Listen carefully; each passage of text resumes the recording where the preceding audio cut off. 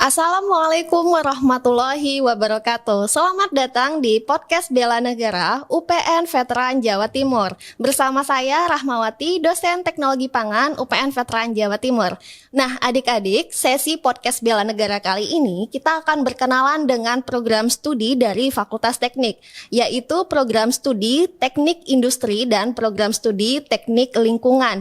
Nah, hari ini kita sudah kedatangan dua narasumber yang luar biasa di studio kita. Yang pertama yaitu Ibu Dr. Dira Ernawati STMT selaku perwakilan dari program studi Teknik Industri. Selamat pagi Bu Dira. Selamat pagi. Alhamdulillah, selamat pagi juga Ibu. Kabar Ibu bagaimana hari ini? Alhamdulillah sehat. Alhamdulillah. Aktivitas Bu Dira sehari-hari seperti apa Ibu? Ya, jadi seperti hari-hari sebelumnya ketika sebelum pandemi, Baik. kondisi prodi memang harus dikendalikan baik secara online ataupun kita harus juga datang ke kampus seperti biasanya.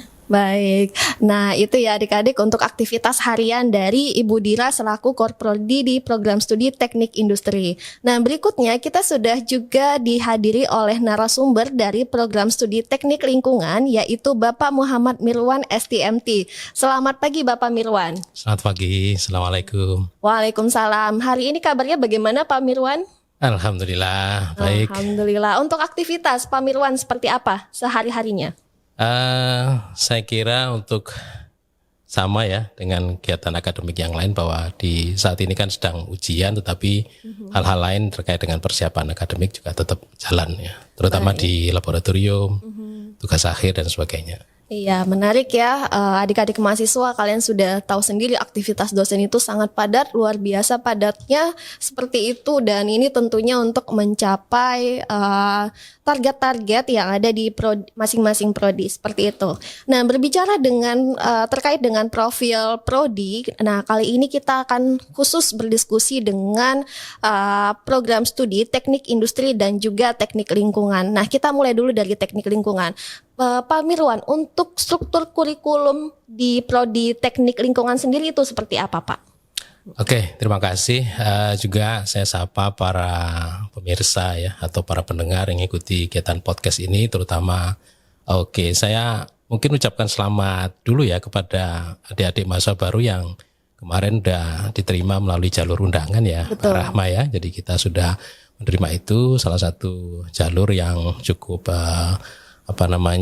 favorit dan juga ini selektif gitu ya. Betul. Alhamdulillah. Nah, untuk di teknik lingkungan ini salah satu prodi di Fakultas Teknik. Kita berorientasi kepada kelestarian lingkungan juga ya. Dan juga di situ ada dua titik konsentrasi, ada rekayasa dan juga manajemen lingkungan. Baik. Nah, untuk kurikulum saya kira kita menyesuaikan dengan perkembangan yang ada saat ini karena kita sudah kurang lebih 29 tahun ya. Jadi dalam kurun waktu 29 tahun itu mengikuti perkembangan aja. Yang terbaru ya terutama sekarang daerahnya outcome based education ya. OBE ya, Pak, dan ya. kemudian juga MBKM tentunya ya yang harus kita betul dukung sekali. sama-sama. Oke, saya kira gitu. Ya, baik. Nah, itu adik-adik terkait dengan kurikulum ataupun struktur utama terkait dengan kurikulum di program studi Teknik Lingkungan. Nah, sekarang kalau untuk di program studi Teknik Industri, Bu Dira, seperti apa?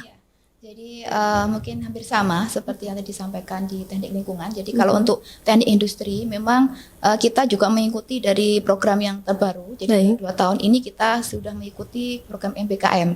Jadi untuk kurikulumnya kita sudah sesuaikan. Di semester 1 sampai 4 itu kita sudah padatkan untuk mata kuliah yang dia memang kompetensi TI itu sendiri. Kemudian di 5 dan 6 kita sudah arahkan untuk mata kuliah tambahan yang nantinya bisa dikonversi untuk kegiatan MBKM. Baik. Karena diarahkan mahasiswa bisa mengikuti 20 SKS untuk konversinya. Jadi kita memang rancang seperti itu supaya mahasiswa lebih mudah dan fleksibel untuk mengambil mata kuliah. Seperti itu.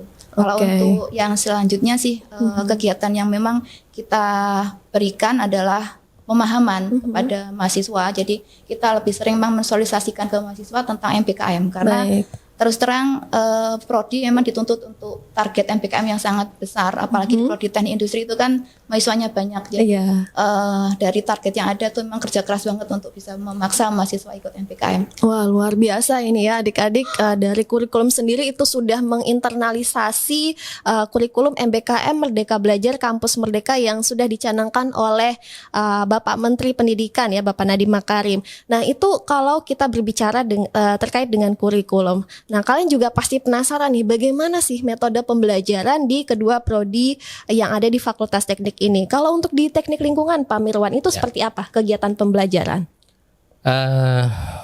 Mengikuti perkembangan yang ada, ya tentu kita berupaya bahwa mahasiswa ini memiliki atau dapat hak dan pembelajarannya itu dengan baik ya. Artinya baik secara teoritis, kemudian juga secara praktek ya, dan juga barangkali ada hal-hal lain gitu.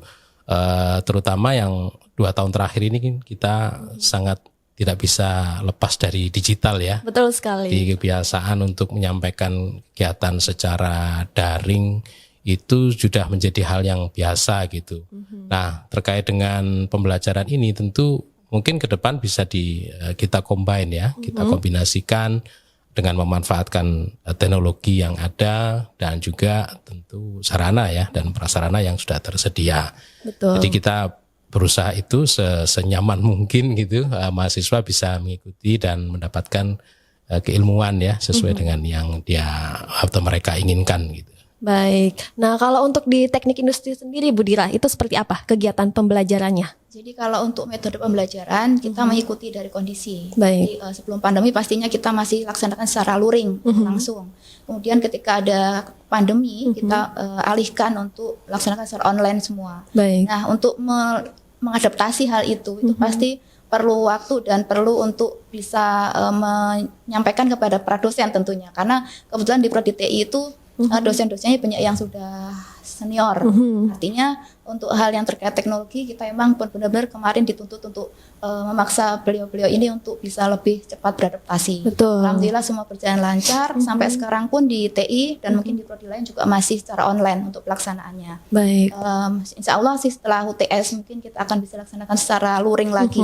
Karena terus terang ketika pembelajaran itu dilaksanakan secara online kami merasa itu kurang maksimal. Betul Kurang sekali. maksimalnya adalah ketika kontak antara kita pengajar dengan mahasiswa itu kurang intens menurut saya. Jadi kita belum bisa memantau dengan jelas mahasiswa itu apakah benar-benar fokus dengan apa yang kita berikan atau mereka mungkin sibuk dengan aktivitas yang lain. Betul sekali. Dan juga rasanya kangen sekali gitu ketika harus kontak langsung dengan mahasiswa gitu. Itu yang tidak bisa tergantikan dengan ketika kita secara online. Iya, baik. Nah, menarik ya adik-adik, walaupun lagi zaman pandemi nih, tapi tetap bisa diatasi dengan penggunaan teknologi. Jadi kegiatan pembelajarannya juga dilakukan secara daring atau online, dan juga nantinya akan ada kombinasi ya, seperti yang disampaikan Pak Mirwan tadi, akan ada kombinasi penggunaan teknologi untuk mendukung kegiatan pembelajaran. Jadi adik-adik tidak perlu khawatir ya terkait dengan kegiatan pembelajaran. Semuanya akan ada solusi-solusi yang aplikatif tentunya.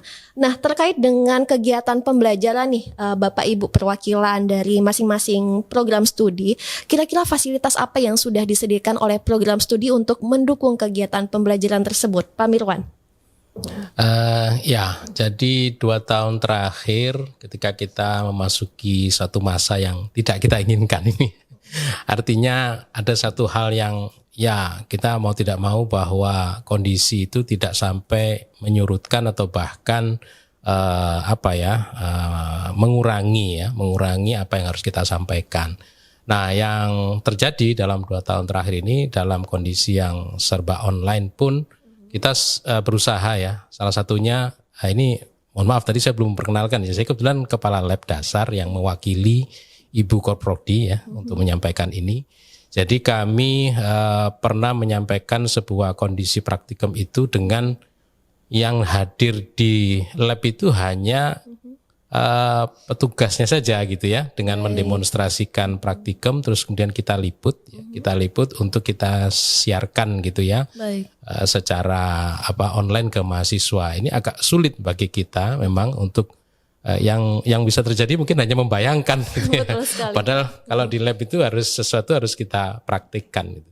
Tapi itu upaya kami. Jadi ini yang harus kita coba, bagaimana mahasiswa itu meskipun dia dari rumah itu bisa memahami dari sebuah alur praktikum itu dengan cara melihat simulasi yang kita berikan. Kemudian juga kita berikan ya semacam tugas-tugas yang sejalan lah dengan itu, meskipun dengan bahan-bahan simulasi juga gitu ya, tidak harus bahan aslinya gitu. Itu ya yang kemarin kita siapkan, dan mudah-mudahan kita berharap semua kondisi akan semakin membaik sehingga kita bisa kembali melakukan praktik itu secara langsung, karena kami di teknik ya, saya kira di teknik industri juga pasti penuh itu dengan kondisi yang harus dipraktekkan gitu. Iya. Nah ini yang kita lakukan itu. Oke, itu Mbak. Ya, baik. Nah, kalau di teknik industri Bu Dira, itu kegiatannya gimana? Jadi untuk di teknik industri memang kalau tentang kegiatan pembelajaran kan ada, kalau misalnya perkuliahan pasti dilaksanakan secara online. Betul. Kemarin sempat kita awal ajaran baru kemarin ya, semester genap kemarin sempat kita sudah bagi, ada yang luring, ada yang daring. Betul. Ternyata kondisi Omicron datang, akhirnya kita dari online kan semua. Nah, untuk selanjutnya mungkin kita akan laksanakan secara ada yang luring, ada yang daring seperti kondisi yang direncanakan di awal. Nah, untuk lab kami di teknik industri belum bisa untuk melaksanakan secara luring lagi, karena ternyata ketika ada perubahan kurikulum MPKM di kami, ada beberapa penumpukan angkatan yang jadi mengikuti laboratorium, mengikuti praktikum itu dalam satu waktu, sehingga tidak mencukupi kalau misalnya menggunakan praktikum secara luring.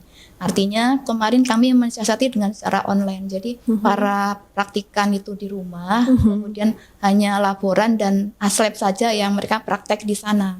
Baik. Tapi ketika kita cek gitu ya seperti apa kondisinya, walaupun tidak sempurna seperti ketika kondisi luring, tapi alhamdulillah mereka pun masih bisa lah mengikuti seperti itu.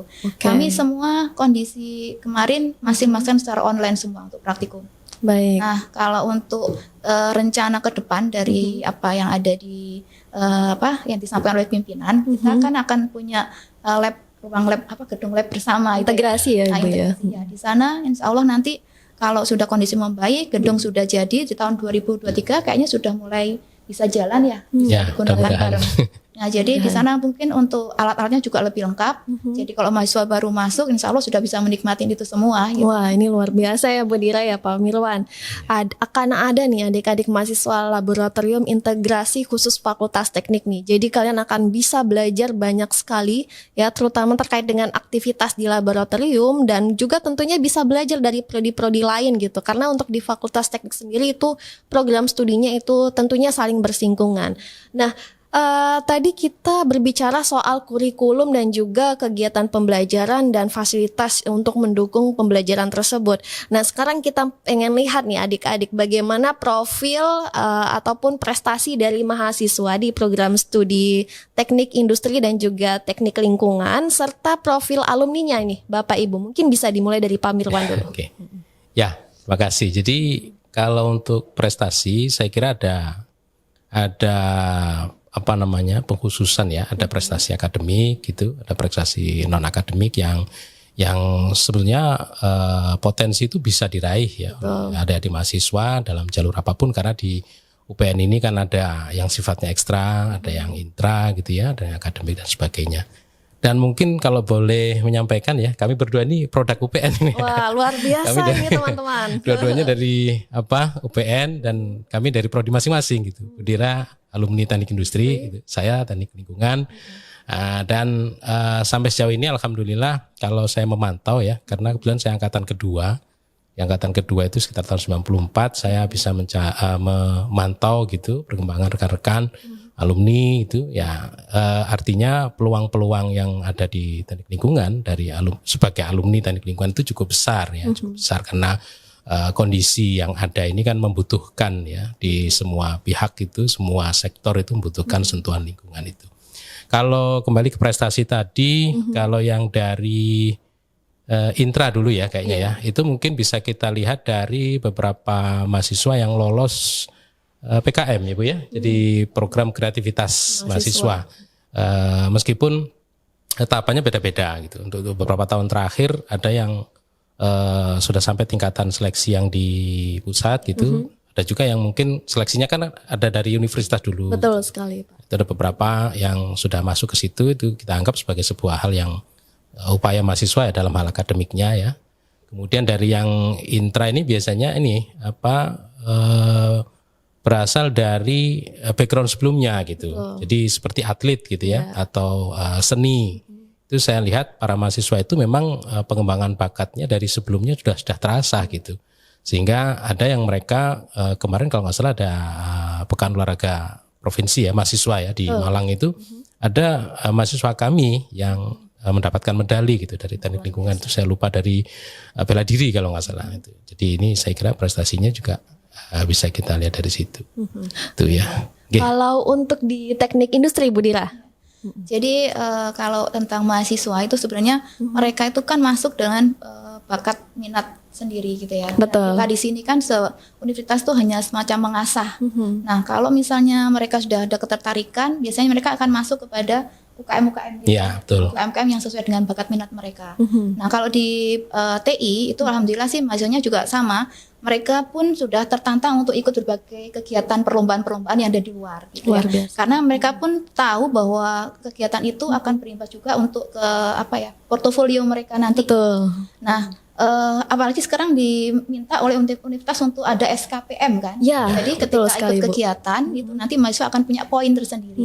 Dan poin itu nantinya yang akan diarahkan untuk syarat kelulusan. Betul. Nah, dengan seperti itu kan mahasiswa pasti akan bersaing untuk bisa berprestasi atas satu sama yang lain. Nah, di prodi ini kan tugasnya hanya mencatat Betul. nah, prestasinya apa saja. Karena itu juga jadi bahan untuk untuk Evaluasi pendataan, ya, evaluasi Bu. juga prodi itu seperti apa berkembangnya untuk si mahasiswa. Nah, untuk kalau alumni kebetulan seperti disampaikan Pak Mirwan tadi gitu ya. Kalau di alumni kami banyak sekali tersebarnya, baik itu di profesi-profesi yang cantik, maksudnya kalau TI itu kan ada profesi cantik tuh yang di depan mimbar gitu ya. Betul. Di bank itu kan di tellernya di depan, atau mungkin juga masuk di industri-industri seperti di quality control, di quality banyak lah, kemudian di PIC untuk perencanaan bahan baku dan lain-lain. Karena di prodi teknik industri sendiri adalah prodi yang dia itu belajar manajemen dan juga teknik. Kadang dulu disebut sebagai jurusan banci gitu. Tapi alhamdulillah sih anak-anak ketika kita ada maba yang baru, kita pasti ajak untuk gimana caranya supaya cinta ke prodinya, pasti ada ya Pak Mirwan ya. Jadi ketika mereka doktrin lah gitu. Jadi kalau orang mau berjalan tapi tidak tahu arahnya kemana dan dia tidak cinta, itu kan jalannya agak berat gitu ya. Betul. Jadi pasti ketika maba masuk kita pasti akan sampaikan. Jangan-jangan mereka masuk ini hanya ikut-ikutan temannya atau apa. Makanya kita coba arahkan. Betul. Nah, seperti saya dulu ketika masuk TI juga nggak tahu sekolah ini mau ngapain. Ternyata S2 S3 juga lagi TI lagi gitu kan. Ya, artinya memang ketika masuk kita harus benar cinta dengan jurusan dan tahu apa yang akan kita kerjakan. Itu yang kita selalu tekankan di maba kita. Ya, menarik nih adik-adik ya. Jadi kalau untuk prestasi mahasiswa dan juga profil lulusan di kedua program studi ini juga sangat luar biasa. Dan kalian sudah bisa langsung lihat nih bukti nyatanya ya, alumni gitu yang dulunya menjadi mahasiswa sekarang sudah menjadi dosen ya, kiprahnya ini kontinu sekali ya. Adik-adik bisa lihat dulunya jadi mahasiswa sekarang udah menjadi kepala lab ya, Pak Mirwan ya, sudah menjadi korprodi, ini Bu Dira gitu, alumni UPN sendiri. Nah, ini tentunya menarik ya adik-adik. Jadi untuk prestasi mahasiswa itu tidak hanya sebagai ajang untuk pengembangan kreativitas diri, tapi juga bisa menjadi bahan evaluasi untuk program studi itu sendiri. Jadi kegunaannya itu sangat luas sekali. Nah, terkait dengan bidang pekerjaan setelah kalian lulus, nah ini juga luas. Jadi tidak hanya mentok di satu bidang, tapi kalian bisa berkiprah di berbagai bidang. Tadi sudah disebutkan oleh Pak Mirwan dan juga oleh Bu Dira seperti itu. Nah, ini terkait dengan kurikulum sudah, metode pembelajaran sudah, fasilitas, profil mahasiswa juga sudah. Nah, sekarang kalian pasti penasaran, gimana sih karakter dosen yang mengajar di teknik lingkungan dan juga teknik industri ini sendiri. Nah, mungkin kita bisa mulai dari Pak Mirwan. Di teknik lingkungan seperti apa nih, Bapak, karakter dosennya? Ya, oke. Saya dulu pernah berpikir gitu ya, kalau kita masuk ke jurusan teknik ya, itu kan orangnya itu biasanya serius pastinya kan. Kemudian karena tiap hari itu berhubungan dengan sesuatu yang ilmu pasti, hitung-hitungan gitu. Tapi kalau dari sisi bidang ya pasti ya, artinya seriusan itu mutlak gitu. Karena berdasarkan dengan keilmuan yang kita sampaikan. Tapi personal ya, secara personal tentu beragam. Artinya dari unsur pimpinan tentu ada satu harapan ya, bahwa sebisa mungkin, semaksimal mungkin bahwa seorang dosen ini adalah sebagai penyampai gitu ya, sebagai penyampai keilmuan gitu, dan bahkan sebagai teman diskusi ya, teman untuk kita menyelesaikan permasalahan bersama gitu. Saya sering, kalau saya pribadi, saya itu memposisikan mahasiswa itu mitra sebenarnya ya. Jadi kalau kita dulu guru dengan murid itu seakan-akan ya mesti murid itu ya apa kata gurunya gitu semua.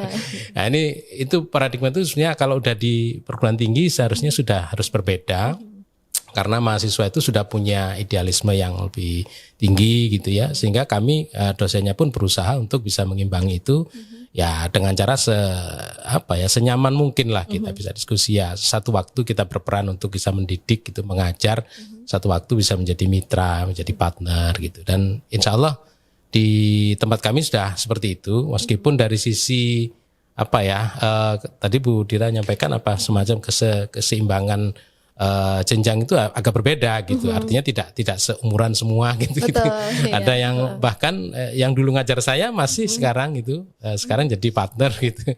Itu yang dulu ngajar saya. Artinya dari sisi ini senioritas, dan alhamdulillah kita juga tetap regenerasi sih. Betul. Ada dosen-dosen muda juga yang seusia Bu Rahma masuk juga gitu. Iya, betul sekali. Ya, saya kira begitu. Kita berupaya untuk dengan mahasiswa menjadi mitra sih kalau saya gitu. Kalau untuk kualifikasi dosennya nih, sebaran kualifikasi di teknik lingkungan seperti apa, Pak Mirwan?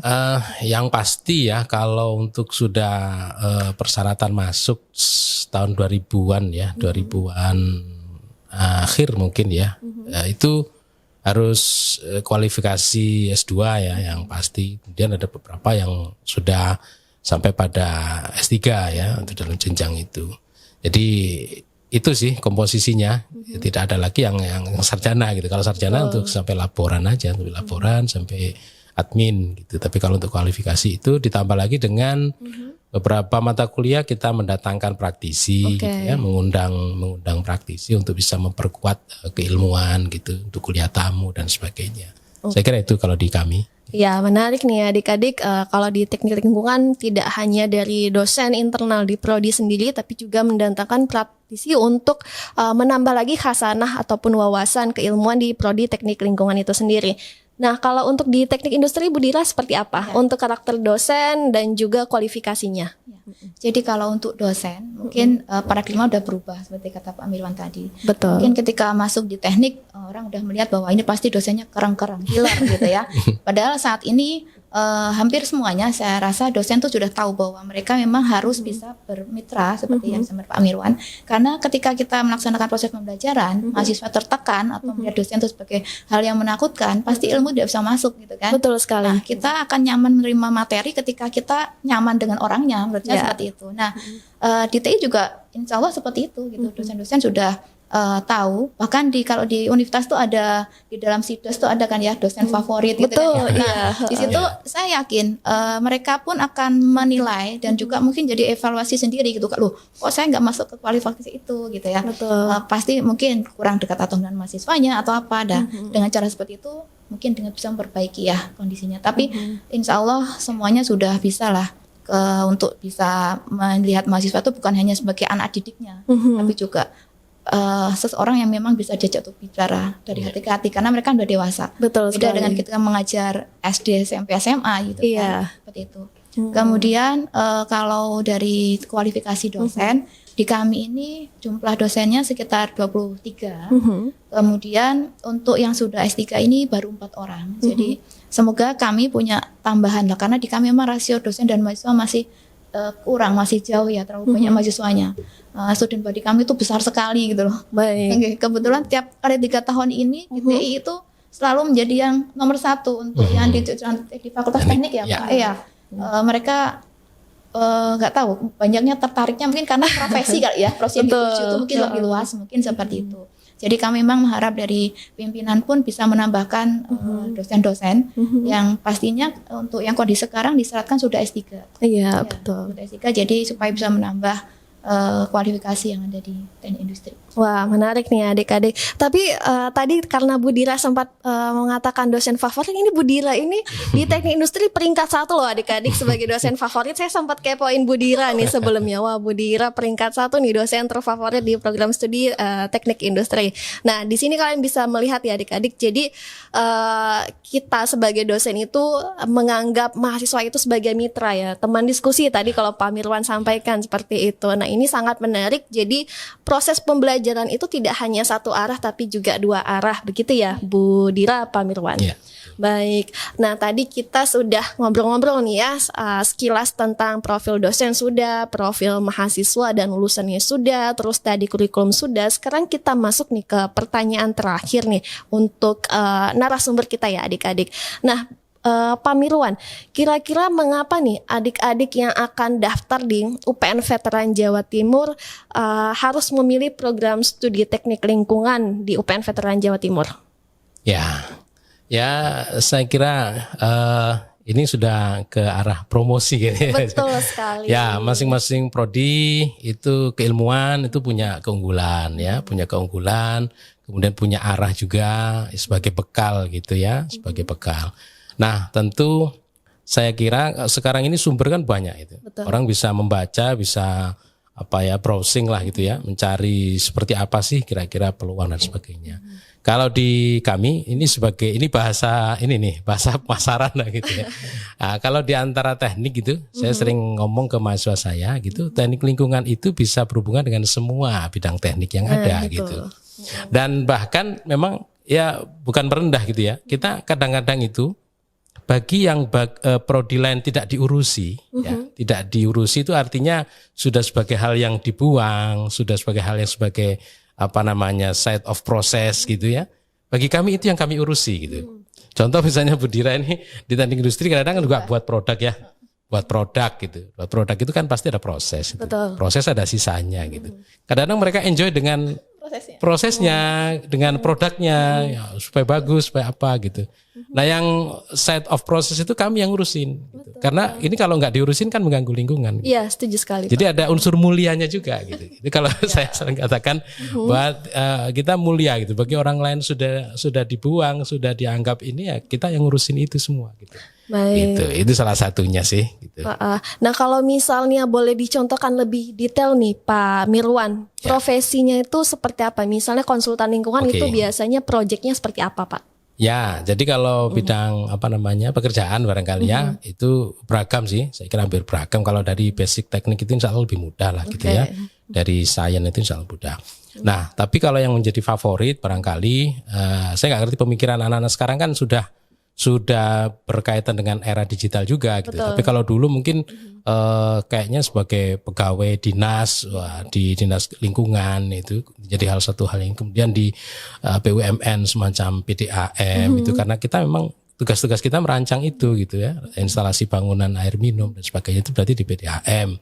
Kemudian di industri juga yang di bagian ini wastewater and water treatment and wastewater treatmentnya gitu. Jadi di bagian-bagian itu kemudian juga kalau di konsultan ya saya kira hampir semua bidang lingkungan gitu. Bisa kita menyangkut tentang air, yang dengan udara, tanah, sampah ya, atau solid waste itu saya kira menjadi peluang-peluang bagi mereka juga. Kemudian safety ya.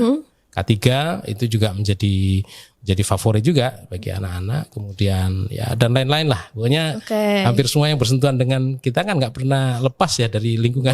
Betul sekali Pak. Jadi saya kira itu yang mungkin bisa dapatkan nantinya. Baik. Nah itu tadi ya terkait dengan teknik lingkungan ya adik-adik. Nah kalau untuk di teknik industri Bu Dira, mengapa nih adik-adik harus memilih program studi teknik industri di UPN Veteran Jawa Timur? Jadi seperti tadi mungkin sempat saya singgung gitu ya. Kalau di teknik industri itu kan ilmunya itu ada mempelajari tentang manajemen dan juga tentang industri itu sendiri. Betul. Jadi sebarannya jadi lebih luas ketika kita memilih untuk berprofesi di mana. Jadi bila dilihat di dalam lowongan kerja, teknik industri biasanya pasti ada. Saya yakin itu pasti ada. Iya, betul. Di mana teknik yang lain atau mungkin yang dia lebih spesialisasi ya, itu kan jarang gitu ya. Tapi di teknik industri pasti ada. Kenapa? Selalu saya bilang, ya karena kalian tuh ilmunya ilmu yang luas. Andaikan Anda tuh dicetak, Anda itu sebagai manajernya. Nah, di bawah kalian itulah yang orang-orang spesial gitu, yang harus mempelajari mesinnya, mempelajari tentang listriknya. Tapi kalian tuh di atas, ilmu kalian tuh di atas mereka untuk bisa memanage mereka. Nah, artinya kita di teknik industri mencetak manajer-manajer gitu kan. Nah, kemudian juga bisa di konsultan, bisa. Kita juga di teknik industri belajar tentang wirausaha ya Pak. Diterapkan di entrepreneur tool. Kemudian juga untuk di quality control, kemudian PPIC, ada juga tentang supply chain yang membahas tentang rantai pasok perusahaan. Banyak sekali yang bisa dimasukin. Nah, menarik ya adik-adik. Jadi tadi dari berbagai informasi yang sudah di-share atau yang sudah disampaikan oleh perwakilan dari setiap program studi di teknik industri dan juga teknik lingkungan, itu bisa menjadi acuan kalian dalam menetapkan rencana pembelajaran, terutama kegiatan pendidikan kalian ke depannya, terutama di UPN Veteran Jawa Timur ya, di Fakultas Teknik. Jadi nanti kalau untuk adik-adik yang sebentar lagi ya, atau yang sedang mendaftar untuk SBMPTN, ini bisa menjadi acuan untuk memilih program studi yang tepat bagi minat dan juga cita-cita adik-adik nantinya, seperti itu. Sekali lagi terima kasih banyak Bu Dira, Pak Mirwan sudah hadir di studio untuk sharing-sharing mengenai profil di program studinya masing-masing. Semoga Bu Dira dan Pak Mirwan sehat selalu nggih. Amin ya rabbal alamin. Nah, sebelum kita tutup sesi podcast Bela Negara ini, mungkin Bu Dira, Pak Mirwan bisa menyampaikan informasi website ataupun sosial media supaya adik-adik ini mungkin penasaran nih, ini TI dan TL itu seperti apa informasinya? Mungkin Bu Dira, silakan. Jadi kalau tentang website bisa langsung juga masuk di websitenya UPN Jatim pastinya. Di situ kita semua prodi sudah disantolkan di sana. Betul. Website per prodi. Kemudian juga ada di Instagram kami ada Teknik Industri UPN Veteran Jawa Timur, seperti itu. Tinggal dicari saja. Di situ ada informasi tentang kegiatan-kegiatan kami, kemudian program-program kerja kami kita juga share di sana. Baik, terima kasih Bu Dira. Nah, kalau Pak Mirwan nih di teknik lingkungan. Ya, sama. Jadi kita terintegrasi dengan websitenya UPN. Terus kalau mungkin via Google ya tinggal diklik aja program studi teknik lingkungan UPN Veteran Jawa Timur. Nanti ada langsung masuk ke websitenya. Ya. Oke, kalau Instagramnya nih Pak, sudah ada atau masih ongoing? Mahasiswa ya yang mengelola, jadi di himpunan ya. Oh iya, baik. Mahasiswa itu juga mereka juga sebagai partner kami untuk memberikan info-info yang ada di teknik lingkungan itu. Oke, baik. Nah, nih adik-adik ya nanti bisa di searching sendiri nih ya, atau bisa berselancar sendiri di website UPN kalau ingin tahu lebih detailnya nih. Seperti itu. Sekali lagi terima kasih banyak Bu Dira, Pak Mirwan atas kehadirannya. Sekian ya adik-adik untuk sesi podcast Bela Negara perkenalan dengan program studi di Fakultas Teknik. Saya Rahmawati undur diri. Wassalamualaikum warahmatullahi wabarakatuh. Salam Bela Negara.